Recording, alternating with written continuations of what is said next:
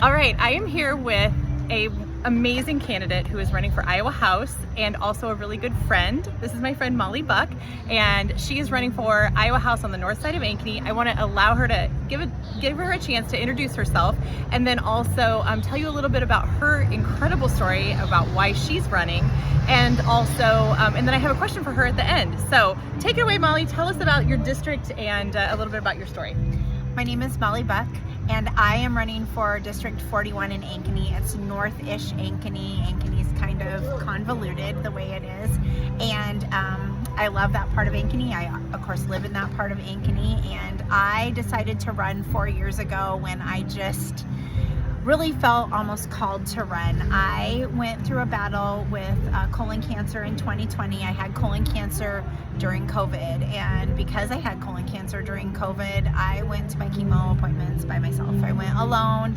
You make a lot of friends when you're going through chemo alone, and so you talk to the people on the chemo ward, you talk to the you know, not just the nurses but the other patients, and I came out of that alive. I am now free of disease, but a lot of other people did not come out of that, and kind of felt called to maybe do something for my community and for my profession. I'm a teacher. I really feel like education in Iowa is under attack. It's being defunded. Sure.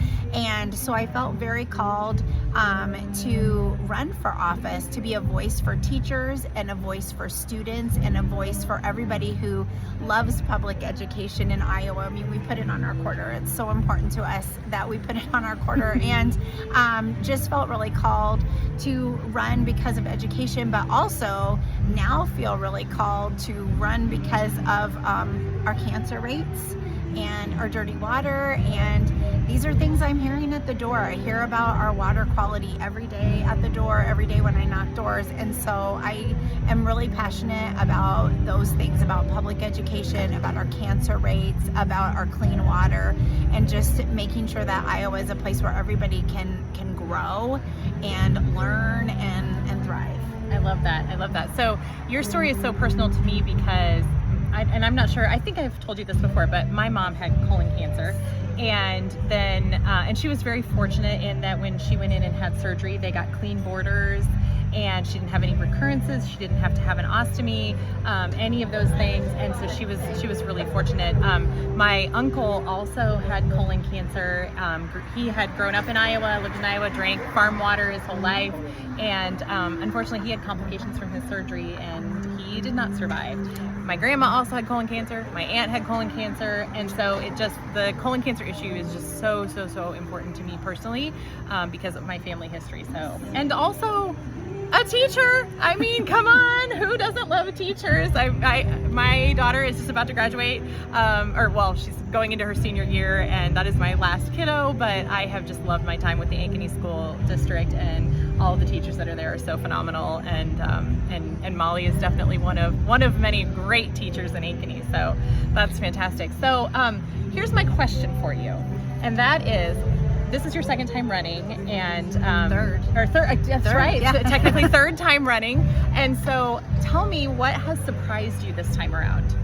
What has really surprised me, Amber, is the amount of Republicans.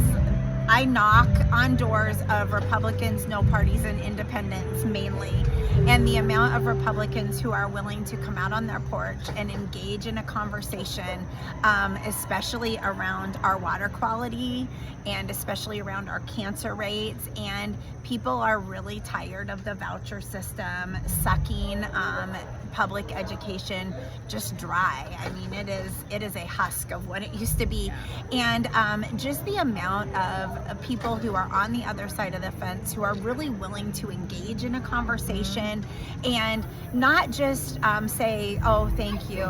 You know, we'll look you up." I've gotten a lot of that in prior races, but this race I'm getting a lot of people who are willing to really engage in a conversation on the door. So it's wonderful. I have met so many interesting people who are on the other side of the aisle, but you know, it doesn't feel like they're on the other side of the aisle this time around. I feel like we're really talking about what's good for everybody. And I mean, everybody needs clean water. Right. Everybody cares. Everybody knows somebody who's had cancer. Your family, my family, people's families, and they're tired of it. And it feels like something that we should really be working on solving instead of these wedge issues that are meant to drive us apart. I feel like people are really coming out on their porches and we're able to come together.